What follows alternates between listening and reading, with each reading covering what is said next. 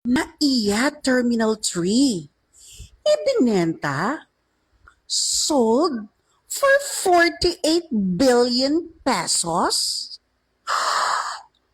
For what? Ala! Nagpinataka na sa sayaw-yaw ya. Dilat. Niresearch ko kung totoo ba yung sinasabi mo nga, linganga ka. Hindi ibinenta ang Ninoy Aquino International Airport or NAIA Terminal 3 sa mga pribadong kumpanya o dayuhan. Ang nangyari ay isang paglipat ng pagmamayari sa loob mismo ng gobyerno ng Pilipinas. Naintindihan mo? Magkaiba yung binenta at nilipat. Hindi mo pa magets yan?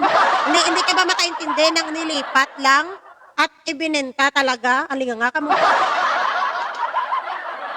Ano ang ibig sabihin nito? Pagkontrol sa ari-arian. Hawak ngayon ng NIA ang kabuuang 61 hektaryang lupa sa Terminal 3 dahil dito mas madali at makapagplano at makapagpatupad ng ang NIA ng mga pangmatagalang proyekto para mapaganda ang serbisyo at kapasidad ng paliparan. Timan gali! Timan gali! Alin din ang nagbenta, day? Ginagago nyo yung mga didiin. Ang pondo ng gobyerno, ang 48 bilyong kita ng BCDA ay gagamitin para punduhan ng iba pang mahalagang proyektong infrastruktura sa bansa. O, di gaya!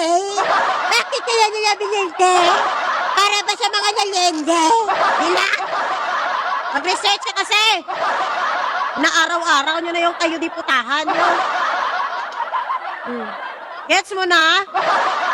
Hindi yun para ipundo sa mga nalindulan. Madami tayong mga stocks dyan.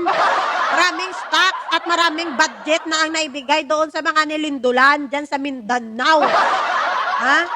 So ang budget na 48 billion na yan, nakita ng BCDA, gagamitin para ipundo naman sa mahalagang proyekto ng infrastruktura ng bansa.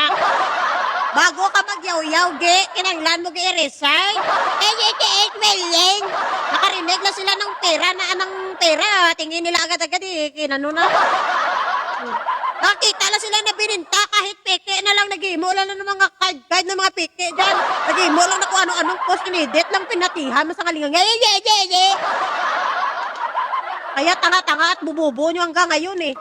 Kasi kung ano lang nakikita nyo sa social media, hindi kayo marunong mag-research, sinasakyan nyo agad. Ganyan talaga pag content.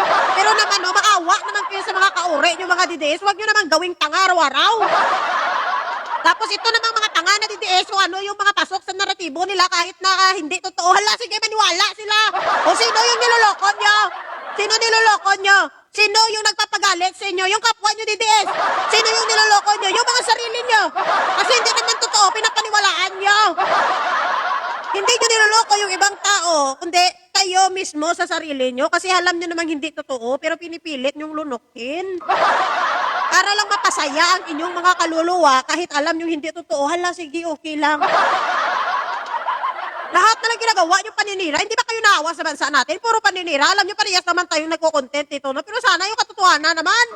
Hindi yung kahit alam mo hindi totoo, sasakyan mo.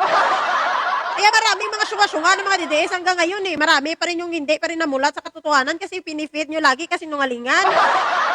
Diba? Matuto tayo. Alam nyo mga DDS, kung gusto nyo talaga ng katotohanan, itry nyo mag-research. Diyos ko, libre lang naman yan. Libre lang naman mag-research. Maniwala kayo sa content creator nga gaga. Tingin ka, ang kagaga. At talagang nalinti.